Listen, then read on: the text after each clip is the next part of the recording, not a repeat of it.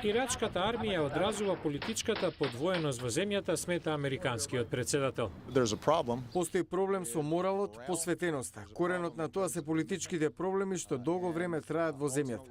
По инвазијата во 2003 САД потрошија милиарди долари за обука на ирачките сили. Портпаролот на Пентагон, контраадмиралот Џон Кирби вели: Кога заминавме од Ирак 2011-та, ги оставивме ирачките сили на ниво на компетентност, особено за контратероризам. Веруваме дека е соодветно на заканите.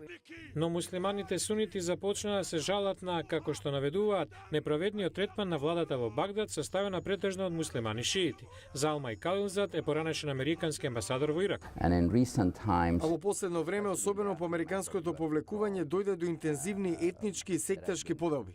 А тие поделби, додаваат аналитичарите, причинија ирачките војници да го фрлат оружјето и да побегнат. Корупцијата и слабото раководство само надодадоа на тоа.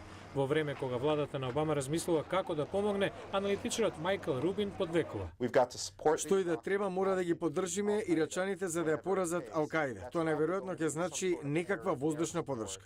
Други аналитичари велат безпилотни летала или борбени авиони, таквата помош би имала само ограничено влијание. Ова е пензионираниот воздухопловен полковник Сем Гардинер. Доволно за да ги запре милитантите, но не и да ја врати територијата.